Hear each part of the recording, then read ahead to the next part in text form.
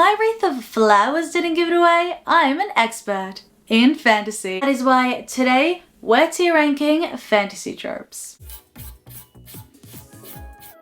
This is going to be a part 2 of tier ranking romance tropes, and I'm 100% right. So if you haven't seen that, I will link it down in the description where you can check it out. Romance tropes were a little bit easier to tier rank because romance as a genre is much more definable than fantasy is. When I did the romance one, I feel like everyone unanimously agreed. This one, I'm probably going to get a little bit of opposition. And I get it. This is just going to be my own opinion. I read things that have made me change my opinion or have made me see the trope in a different way. But also, I'm just one person and there's a lot that I haven't read. I'll try to justify my opinion as much as I can. If there's a book, show, film, or play that does this trope well and I ranked it lower, please let me know. I'll check it out. I didn't find a ready-made list that had all the things I was thinking about, so I decided to make my own this time. The categories are going to be the same as the romance tropes video. So the categories are favorites, usually like, depends on execution, and usually don't like. Let's start off with everyone's favorite trope, chosen one. This is going straight into usually like. And hear me out. I know a lot of chosen one is they were born for this role, but I like when the chosen one is a Katniss type. She was chosen more so by the people than by fate or luck. Although the latter can also work, and it has worked a lot in my favorite media. Reluctant chosen one creates a lot of that engaging narrative tension between the character and the fantasy world that they inhabit. Next up is again everyone's favorite, medieval setting. It's where good, I'm not against it, but it's a staple. It is a shorthand way to communicate. If you don't like it, I feel like you'll miss out on a lot of fantasy works that are out there. From books to even anime, medieval setting has become synonymous with the genre. It's associated more with, at least for me, I associate it more with fantasy than the actual time period that it was taking place. I'm gonna put it in usually like. My personal theory is fantasy is our way of filling in what actually happened in the Dark Ages because we just don't have a lot of the first-hand sources that we have in other time periods. And I don't know, that's just my worldview headcanon, alright? Taverns. Depends on execution. Sometimes that's just a staple setting. Not much of interest happens in them. You know, they're a good place for shit to go down and to shoot first. Also, to get the hero's call. I'm just saying it's a good place to get your call to action. Good versus evil. Again, a staple. We're going to start off with all the staples. Different authors draw different lines in different places. But it is one of the most important themes in just the human condition. It's fascinating and it's primordial. The more and more this theme is explored and the further we go, I think it becomes more nuanced when you really explore the limits, the lines, the different motivations, the different contexts. It is a theme that keeps on giving. It's giving main theme. So I'm gonna put it in favorites. Forbidden magic. Intriguing. A very intriguing plotline. This has been done so differently by different authors, but it's interesting every time. It adds a lot to the tension, it adds a lot to the work, so I'm gonna put it in usually like. Reluctant hero, usually like. I know I'm being really stingy with favorites, but hear me out. It's a staple of the trope. You have a hero that's reluctant to get the call to action. If we don't have the refusal of the call, then you just have a hero and you just have a journey, alright? You don't have the hero's journey. He's just taking a trip. He's just taking a casual stroll. He's just a guy going from A to B, not this circular. That's a vital part of the circle. Shout out that a hero's journey. The quest. Favorites. What is the fantasy genre if there are no quests? Think about it. I'm just gonna use quests as this general term for the plot. The narrative, it's getting from A to B. It's these characters, it's everything. So of course there needs to be a quest, there needs to be a want, there needs to be a need. Side quests. Nothing to me is more entertaining than when a side quest that is seemingly unrelated becomes necessary and vital to the plot later on, especially when the stakes are at their highest. And that's just good writing. When authors plan ahead, when authors know what the ending is. I'm gonna be controversial and say it depends on execution. Sometimes they can be distracting, and if they don't explore character and they don't further the plot and they don't give us something that will then come back later on, they're just a way to meander. Yeah, I'm gonna go depends on execution. Ancient artifacts / amplifiers. Favorites. Your girl was a big fan of the Mummy growing up. They not only add this like concrete physical object, physical goal to reach, to obtain, to learn how to use, but they're also really fun to see how these things are interpreted and their power and the discovery of their power. Libraries. favorites. If there was a tier above favorites, I would put libraries there. Point me to a library episode of anything. Put me to a library that just wasn't the best thing for the plot ever. I mean, the toppest tier. Fantastical creatures. I'm gonna be harsh and say usually don't like, but it's more usually don't seek out. They're just not fascinating to me personally. I'd much rather these human stories of self-discovery in this fantasy setting with like really cool magic. Favorites. Yes. Training moments. Favorite. Also when there's romantic tension. Perfect. Just perfect plot, writing, structure, everything. Enemies turned allies. Or, you know, when a character gets a redemption arc. I'm gonna be controversial right now.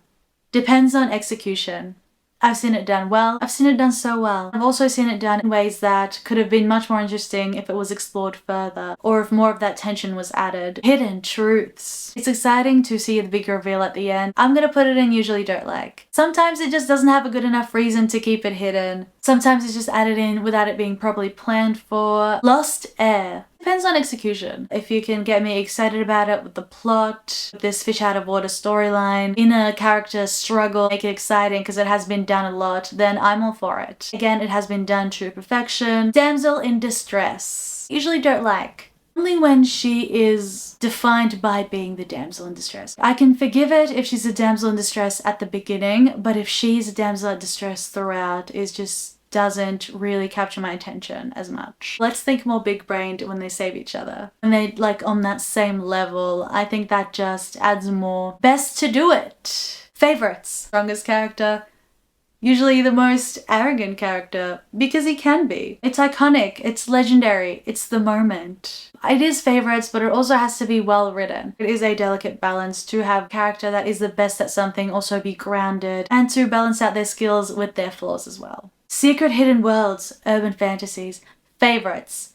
Favorites. It is permanently cemented in that favorites position. This is my favorite subgenre of all time. It is a subgenre that we've been using for centuries.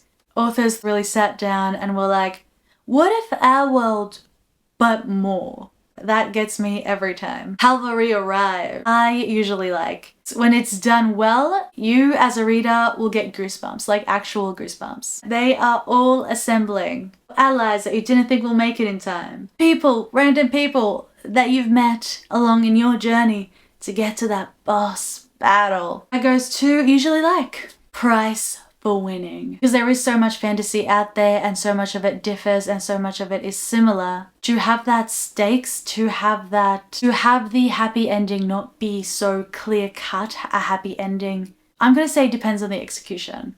And hear me out. It's not higher on the list because I don't like it when women are the lead and they lose their power in the end. But I do like where it adds more to the victory. So it's not just a clear-cut victory. There's a sacrifice. Mentor? Favorites. I said what I said.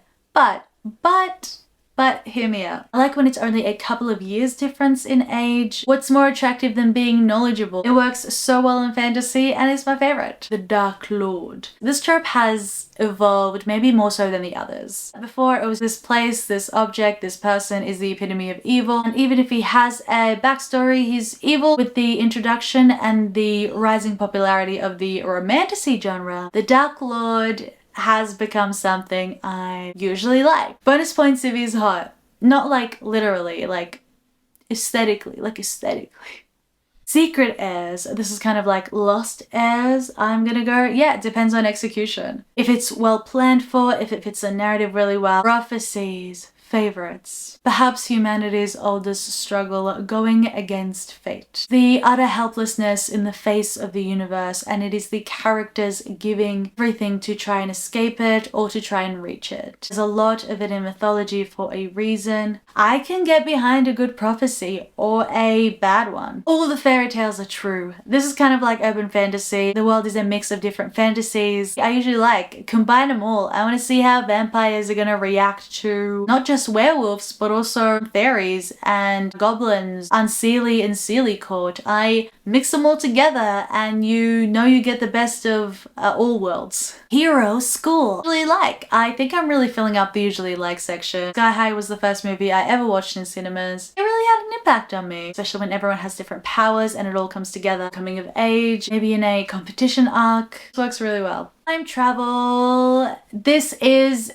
divisive. Divisive? Is that the right word? This divides a lot of people. It doesn't just divide them in past and present. I'm gonna put it in depends on execution because it is probably the hardest to get right and not one that I necessarily enjoy reading about personally. It can be done really well and I've read a lot of things and I've seen a lot of things where it does it really well. I like it when it's done well or when it's done once, that's fine, but then you have things where people are going back and forth. The whole, if you change even a small thing, and the fate of humanity changes along with it. I'm not here for this kind of stress. Super tech. It is cool. It depends on execution. When you see technology, science combined with fantasy and magic, authors have started to explore that, mix that up together a lot more. I want to read and see more of that in the future. Alternate universe. Favorites. So much favorites. It's different from time travel and in my opinion much more entertaining because what is a story other than the character's choices or the world's choices? And to see how one small thing can change so much, see these characters and see what has stayed a fundamental part of them or what was never a part of them. It's that whole nature versus nurture thing that is at the heart of psychology and that I geek out about. So yeah, alternate universes all the way.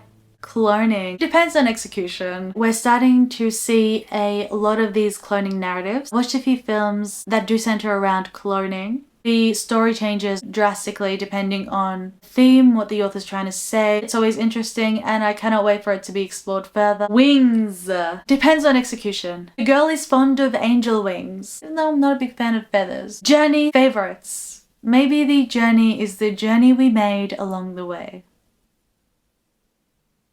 What was fantasy without the journey? I'm also going to count the inner journey of self-discovery in this section. Mates. Which is funny. That just means friends. Alright, mate? Alright, mate. Alright, you get what I mean, mate? I get what you mean, mate. I like it when it's either something that happens to everyone or that it's like super duper rare. Your girl's a big fan of being cosmically tied to another person. Sue me. Actually, don't sue me. I don't know how the legal system works. I guess it's always been a romantic thing and mates is just like soulmates taken to the extreme. There are a lot of different words for it depending on the series that you read. But yeah, at the end of the day, if it's meant to be, it'll be. Lucky novice. Depends on execution because it kind of works and when they're aware of it and when it's kind of realistic and they eventually scale up their power. Also when it's played to a comedic effect, I really enjoy watching that. If they're just good at everything and they don't really need to learn about things, I guess that can be a part of their character. So it depends on execution. Science. Again, also depends on execution. I read a book that I really loved and it was magic, but it had a base in real world science. A few different authors have tried to tackle that and it's worked really well. You're not only reading about this fantasy world's world building, but you also understand your own world a little better. I think I would have done a lot better in science if they mixed it with fantasy world setting.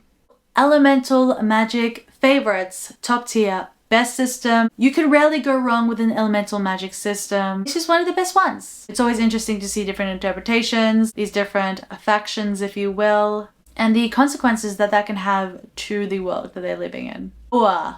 Favorites. Right, I will eat up your world building lore. We'll spend hours looking up backstories and maps. I've never seen world building that's detrimental when it's done well. Tell me what happened, why it happened. It just makes it feel more real even though we're in a fantasy world. In high school, I used to spend hours watching YouTube videos of Game of Thrones history and I loved that. I loved the past stories so much. I want to hear your stories telling stories. Language. Usually like it. I'm a big fan of languages in real life. They're fascinating. Golden trios. Listen, it's been done so much. I just like even numbers. I don't want anyone to be left out. My favorite series has golden trios. So what am I gonna do about it? Nothing. That's what.